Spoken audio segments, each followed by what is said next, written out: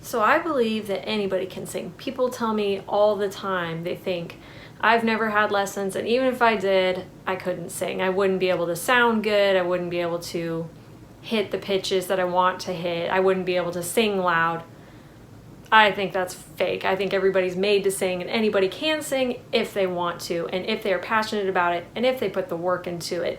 So I'm a living testimony of this. I don't feel like I have a good voice. I don't think I have a good voice. At least it's not Brendan Urie. It's not Isley status. It's not John Foreman from Switchfoot status. It's not radio quality.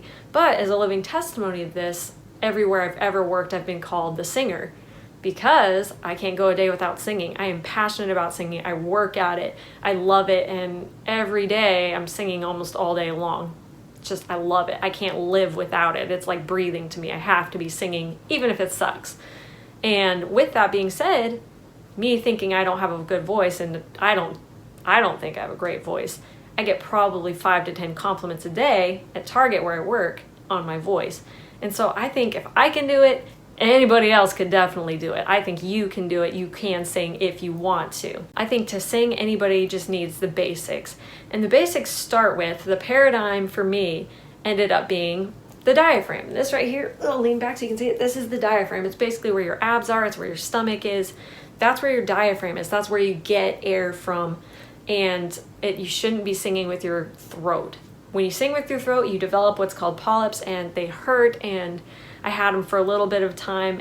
They really hurt. A lot of singers who sing all day long get them. Teachers get them who speak, professors, people like that. They get polyps. You don't want polyps. They take a while to recover from. As a warning, you might feel like you look real dumb when you warm up. I feel like I look real dumb when I warm up. It doesn't matter, because at the end of the day, you're going to sound better than the general populace after you've warmed up your voice, after you've applied these tips, because most of the populace is fearful to sing. Most of the populace doesn't know how to warm up their vocals. So you might think you look real dumb, but you're going to sing real good, and that's what you're after. So when we first started college, community college, we took lessons with the teacher, and her method of trying to get us to connect with our diaphragm, she would play the piano and we would do different sounds with playing the piano. So she would do a C chord, and then we were supposed to do like ha ha ha ha ha ha ha ha ha to like play with the piano. We would do that. We would do wah wah wah wah wah wah wah. We would do woo woo like sirens drove the dogs nuts. We would have our dogs singing with us. It was annoying, but kind of cute. She would be, basically, you're trying to connect to that part where, like, if you were at a park and your sibling was across the park and you yelled at him, that's where you're trying to sing from, is that spot right there where you're yelling from. So another technique that she would have us do would be the yee technique.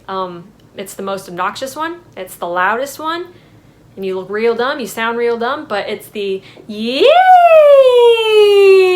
You're following your hand. You're going from the dynamic of the diaphragm. That's where you want to feel it. So you go yee. Weirdly enough, following your hand, this little thing right here, actually really helps with knowing where your voice is going. You'll see singers all the time. Kimbra is one of my favorites. Isley does this. A lot of musicians do this, but they, while they're singing, will use their hands to like connect where they're going. You'll see people when they record will kind of like close their eyes but follow their hand with their vocals. It really helps. Also these guys that are in charge, they really help too. When you're singing, you can lift your eyebrows. It actually helps you raise your voice a little. Weirdly enough, don't know why, but it's really cool. So even with taking those lessons from our teacher, for some reason something wasn't connecting for me. And it wasn't, we were recording our first album and I was doing those techniques, and still I just feel like I couldn't connect with my diaphragm. And it wasn't until we were on a tour called the Extreme Tour that somebody introduced me to a musician, and I will link the video that we found in the links, but it was a video by a guy named Brett Manning, and it was just a simple like 3 different things you do to warm up your vocals. It only takes 20 minutes, only 20 minutes of your day, but doing these 3 things, it was the key thing that allowed me to finally be able to connect to my diaphragm and realize I was connected. Again, those 3 things, might feel and look dumb to you, but the first one is for 5 minutes you do wah. Looks real dumb. It comes from, you'll feel it in your esophagus, you'll feel it up here, you'll feel it in your throat, but it's kind of like a growl. You especially have it in the morning, it almost like it's before you've had your coffee and woken up, that sound. But you do that for 5 minutes. The second sound you do is an sound, so almost like NG, like the letters NG. You're just doing I actually really like to do this like when I'm at work, but it's basically you're humming. You're just humming your favorite songs, so or sounds awful, but that really warms up your vocals. You do that for 5 minutes after you've done the little growly one. The third one that you do is, it doesn't even have a name. It's, I guess, raspberries, zerberts, but you do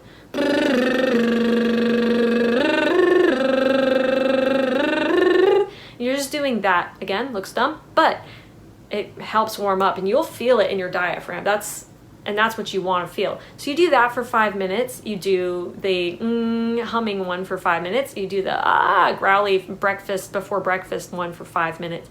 And then you do a combination of those 3 for 5 more minutes. So you'll do that for 20 minutes and you'll notice a huge difference when you go and try to sing your favorite songs. I actually did this today. So you can warm up while you're doing things. I did today while I was doing my makeup, I warmed up for 20 minutes. And I'll even listen to music and warm up to the music. I'll do 5 minutes of the breakfast growl, I'll do 5 minutes of the humming, I'll do 5 minutes of the raspberries, and then I'll do 5 minutes of combo, but I'll do it to my favorite music. You can also do this on your way to work. You can do this while you're doing dishes. When I'm driving to work, I know exactly how long it takes me to get to Target, but there's a stop sign that every time I get to, I know that if anybody else has the same schedule I do, all they have to do is look over and they'll see me doing raspberries. Like, it's just typical.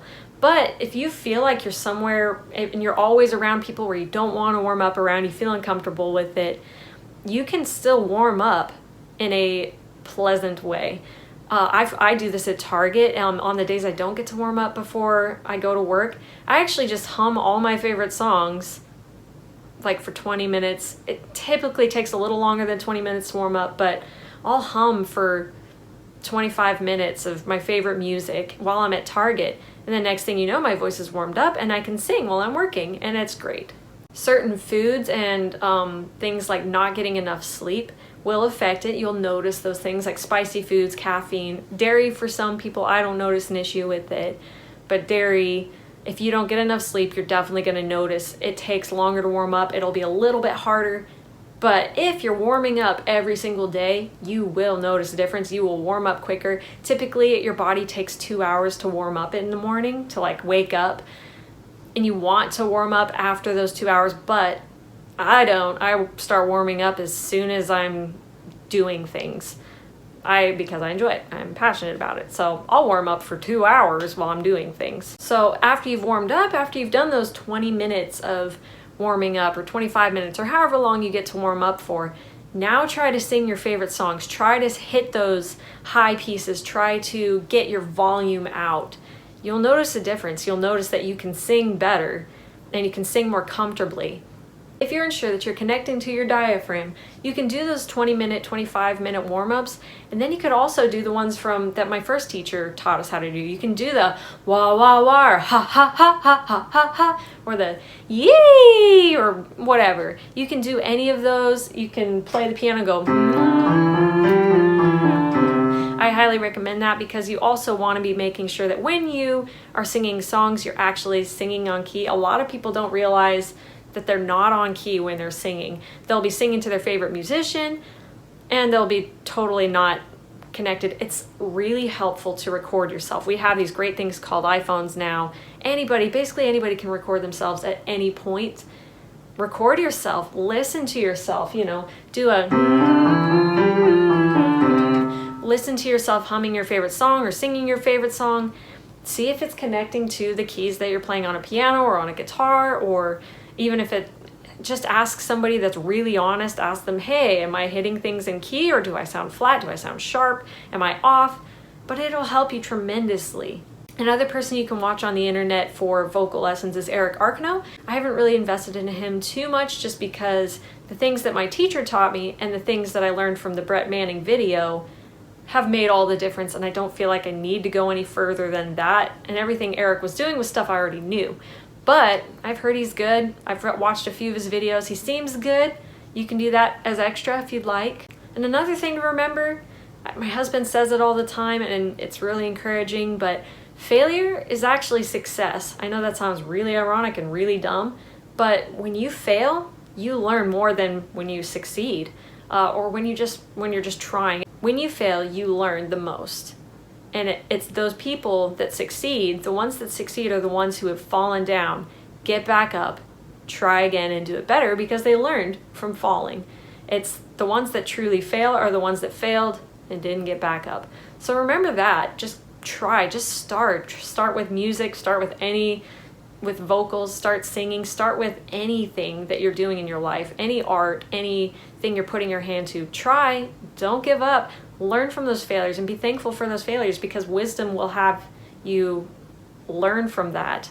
It's really helpful, and then you get back up, try again, and you're gonna do it better, and you're gonna be the kind of person that later on people are gonna be like, wow, I could never do that, and you can be like, yes, you can.